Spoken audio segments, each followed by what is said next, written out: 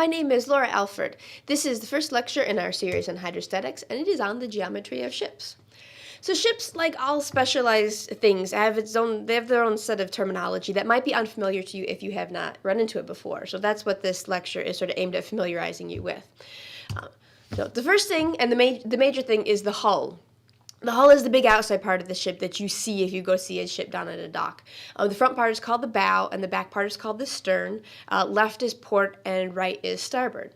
If you are standing in the middle of the hull and you're walking towards the bow, you're said to be going forward. And if you are in the middle of the ship and you are heading back towards the stern, you're said to be walking aft. Now you can see from this is just an example hull here, and this little kind of there's a bulbous bow. That's that little part that sticks out. This is very complicated, right? It's very curvy, it's higher in some parts than others, it's narrower in some parts than others. This is pretty complicated. And it gets kind of tricky talking about the hull if you've got a problem and you're trying to explain to somebody where exactly it is or what's going on. So we've got some reference planes that we can use to help ourselves with. So there's a big vertical one that goes down the center line of the ship. It is very creatively called the centerline plane. There's a horizontal plane called the waterline plane and a transverse plane that's called the midship plane. You'll notice this little symbol here with the circle with the two arcs bisecting it, sort of. That's the symbol for the midship. That's the middle of the ship. So if you see that symbol, we'll run into that before, but that's all it means. It's just put at the center of the ship. Right. As an example, take water lines. If you were to take the waterline plane, make a bunch of different copies of it, and run it from the keel line, which is the bottom of the hull here, all the way up to the top deck, you get these blue lines here. And from the side and from the front, they look straight, right? Because they are horizontal slices of the hull. But if you look at this from the top or from the side, sort of from this oblique view, then you get a sense for the curvature of the ship as it changes from the keel all the way up to the top decks. And so now we say, okay, here are some lines. We can start to see more of how the hull is changing, what its real shape is here. Similarly, if you take the midship section plane and you take a bunch of copies of it and put a bunch forward and a bunch aft, you get what are called stations. The stations here from the side and from the top look straight, which is good. That's what you want. And then from the front or the back or from this oblique view, now you get these sectional curves here. And you can see that they illustrate how the hull is changing as you go from the bow to the stern. Here, you see down below here, right, if you were to plot all those red lines on top of each other, it would get kind of busy, be tough to see which ones are going where. So generally we put the stations that are forward of midships on the right-hand side and stations that are aft of midships on the left-hand side. This way you can see how things are changing easier. And most ships, almost all of them, have a port-starboard symmetry. So you're still retaining all of the information here. Okay. So finally, if you take the centerline plane and you take a bunch of copies and you send them port and starboard, you get what are called buttock lines. So again, from the top and from the front or back view, you get straight lines. But then if you look at it from the side or from this oblique view, now you start to get these contours as you go from port to starboard or left to right. So now you can see how is the ship's hull changing from side to side. And you can look at these lines, and they're sort of like the lines of pressure on a weather map, right? The closer the lines are on a weather map, then the higher the wind is going to be. Similarly, the closer the lines are on these slices here, the closer the lines are, the more curvature there is, and the farther apart they are, the less curvature there is. You can take all of these lines, put them all together in something called a lines drawing. The profile view at the top shows the buttock lines, the plan view shows the water lines, and then the body plan shows the stations. Again, remembering that the body plan shows the stations that are forward of midships on the right and the stations that are aft of midships on the left. Now, in general, a lines drawing is going to have a whole bunch more information than just what I've shown here. They'll have station numbers and dimensions, scales, labels, all this stuff. This is just an illustrative example here, just to show you where these lines are coming from. Okay, so there are several different lengths that we end up using when we talk about ships. There's an overall length, which is very important when you're looking at how much dock length do I need to actually bring my ship up to a dock, right? You got to make sure you have room enough for the entire ship. But when you're looking at this ship and how it's going to behave in the water, you often don't really care about the part that's above the water because it's not going to have much of an influence. You're looking at the water, the part of the hull that's underneath the water. And so we talk about this length on the water line, which is how much of the ship is actually corresponding to being inside in the water.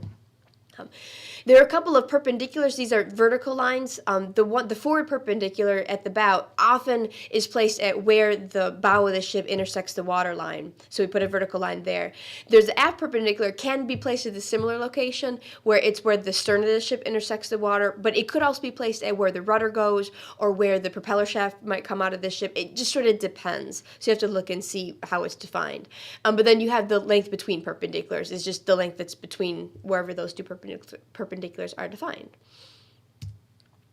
All right, so, just to compare a little bit, here is an example of the length overall here shown in gray as a horizontal slice. And if you do the same thing, but now you do it on the water line, you get the length on the water line. So you can see how different these are. And this would have an effect when you're doing calculations later on. So you can see, if you're trying to get more accurate information on how the ship is going to behave in the water, this length on the water line will give you a better representation, better representative length in your calculations. Right. Beam is the width of the ship. It is almost always just the maximum beam, which is almost always at midships. So just example here of what that means in terms of some of the slices of the hull that we've already seen. There are two major vertical measures here of the ship. One is depth, and that's the overall height of the entire hull. But when you go back and you're looking at buoyancy, stability, sea keeping, you're concerned more about how much of the hull is actually underwater, and that's draft. So you can see here. They're both measured from the keel line. Again, the keel line is the very bottom of the ship. And then the difference between the two is called freeboard. And freeboard becomes very important when we do stability later on in a different lecture. All right, so now we've got some of these numbers. We can start to use them to compare ships. So some commonly used ratios are length to beam, length to depth, beam to draft, and beam to depth. So again, just know these, remember what they are. They're not very inventively named. There's L over B, that kind of stuff. Okay. So we've got a basic sense of the geometry and stuff. There's some characteristics now that we use to compare ships and also to do calculations later on. So I want to start with the water plane here. So here's what I mean by the water plane. You take a horizontal slice of the hull. This is the part that's in gray. Now, if you do the same thing, but you do it right at the water line where the hull intersects the surface of the water, you get the area of the water plane, this A sub W here, that's shown in red. You can then calculate a water plane coefficient, which is just the area of the water plane divided by the length times the beam. So you can see here in the illustrations how much of the water plane is actually being taken up by the ship as compared to how much could it possibly be taken up based on the length and the beam. Here the length is going to be the length on the water line, and the water plane coefficient describes how full or fine the water plane is. For a ship that is relatively fast, like a destroyer, this is going to be lower, like this 0.67. For a very large tanker, which is very much concerned with how much cargo can you carry, this is going to be higher. So like this 0.92 means that 92% of the possible water plane, that greenish rectangle, would be taken up by a large tanker. Not nearly the case with a destroyer, which would look more like kind of what this is here. Okay. Again, there's a center of flotation with the water plane. Now, what it means is, picture in your head a ship, right, and you're loading some stuff on it, and as you load it on the bow or the stern, it's going to tip a bit. It tips about this center of flotation. The center of flotation corresponds with the trim axis, again, which is what the ship is going to rotate about. The center of flotation is a point, right? So it's got three different coordinates to it. There's a longitudinal, transverse, and a vertical. The longitudinal is called the LCF for longitudinal center of flotation. It is almost always measured from midships, but it can be measured from the aft perpendicular or from the forward perpendicular. So just check to see if you're working on a ship, check to see what it's been defined as. Okay. With the water plane, it has a couple of different moments of inertia. The first one is the longitudinal moment of inertia. This is the moment of the area about the trim axis here. This inertia is almost always going to be calculated for you by a hydrostatics program on the computer. So you just run the calculations and it gives you this number. So you just need to know what it is and where you use it. Similarly, there is a transverse moment of inertia. It's, again, the second moment of area, but this time it's about the center line. Again, it's calculated for you by a hydrostatics program, so just know what it is and where to use it. And don't get the two mixed up because they are very different numbers. Okay, moving on to the underwater volume. definition here. Because we use V later on for velocity, we had to come up with something different to talk about volume, and so this is what we use this triangle for. You may have seen it with as a gradient symbol in math class, but here we use it as the volume of water that's displaced by the ship. So it's that part shown in red. So you can see that it's not the entire volume of the hull, it's just the part that is underneath the water. Okay.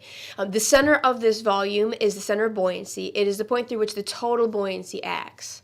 So again, it's a point, so it has 3 dimensions. There are 2 that we're primarily concerned about because, again, going back to the fact that ships generally have a port and starboard symmetry, the horizontal, the transverse coordinate for the center of buoyancy is almost always on the center line, so don't worry about that one too much. Instead, we're looking at the longitudinal center of buoyancy, which is the LCB. This is, again, similarly to the LCF, longitudinal center of flotation. It's generally measured from midships, but it can be measured from the aft perpendicular or from the forward perpendicular, so just check to see. The vertical center of buoyancy is always measured from the keel, hence its designation here KB for keel to center of buoyancy B here. All right, station areas. If you were to take a transverse slice of the hull, right, and you look at that, okay, the area that's below the design waterline is going to be the station area, and it's shown in red here. So again, it's not going to be the total area of the hull, it's just what corresponds to being underneath the water. Similarly, if you do this at midships, then you get the midship station area. And the same thing, it's just the area below the design waterline at midships. Now, if you do that all along for all of your stations, you can plot the sectional areas on the sectional area curve, and you can see that it has less area at the bow, and then it increases as you get towards midships, and then it comes back down, and you have less area at the stern. Because the area would then be related to the volume, this kind of gives you an idea of where your buoyancy is going to be coming from, which we'll talk about later. So the bulk of buoyancy is going to be coming around midships, not so much at bow and stern. Your hydrostatics program will calculate this for you. You can do it for a lot of different drafts because there'll be a bunch of different drafts that you need to be concerned with. Then you mark one as the design waterline. You do some that are greater than that, some that are lower than that, and then you plot them all together. And again, it gives you a sense of how is your ship going to be changing as you have these different drafts for different loading conditions. Okay. Block coefficient is a very important one in terms of for how you can compare different ships. Even if they're the same kind of ship, you can compare them using the block coefficient. So it describes the overall fullness of the hull. And you can see here, so it's the total volume that it could possibly take up based on length times beam times draft. But then you compare that to how much it actually takes up, right? Which is the volume in red here. So here's how you calculate CB here. Again, the length is usually the length on the water line. For a destroyer that is primarily concerned with speed and performance, it's going to have a finer hull, so it will have a lower block coefficient.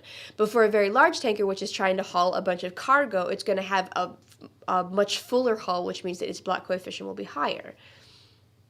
So again, it is one number, right, that can compare hulls that are very complicated and may look very differently. You can boil it down to a number that you can sort of wrap your head around. Similarly, you have a prismatic coefficient. Because the midship sections of ships are so full, sometimes they can overwhelm the differences between the bows and sterns of different ships. So here's one way that you can more directly compare how the bows and sterns of different ships are. So in this case, you take the area of the midship, you extrude it out fore and aft with times the length of the ship, and then you take the actual underwater volume and divide it by that new volume here. Again, so the destroyer here, now we've got a little bit different value, it's 0.57. The very large tanker is still kind of 0.8 because it is so dominated by volume. You don't get much of a change as compared to the block coefficient, but the destroyer, you do get a change. So midship section coefficient, again, you can sort of compare how full is a ship right at the midship, right? For a destroyer, or actually start with the large tanker, 0.95, it means 95% of that green rectangle will be taken up by a ship if you're talking about a tanker.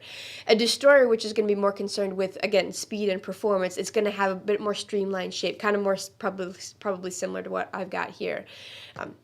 A note that the block coefficient is actually equal to the prismatic coefficient times the midship section coefficient. So if you know any two of those, you can calculate the third. All right, so some notes to remember. all of this stuff that we've talked about here will change with draft. So going back to that sectional area curve where you calculate it for different drafts, you do the same thing for all of this stuff. The pictures that are shown here are just instructional. Your ship will look differently. And the dimensions listed here are the molded dimensions. It means like from the very outside of the ship to the other very outside of the ship. They don't include the plate thickness from when you're actually building the ship. So it's just a note. Generally, all the stuff that we've talked about here, the dimensions and the characteristics, will be calculated for you on the computer, because computers, they're really good at calculating things. But you have to go back and make sure that that makes sense. Like going back and just doing basic checks, like checking to see that the block coefficient, the prismatic coefficient, and the midship section coefficient all agree. Right? You need to go back and do that. So this is the quick introduction to ship geometry here. I hope that it was useful. We'll continue on with hydrostatics. We'll get into some stability and damage stability and lots of good stuff, but this should hopefully be a good start. So thank you very much for watching, and we'll see you next time.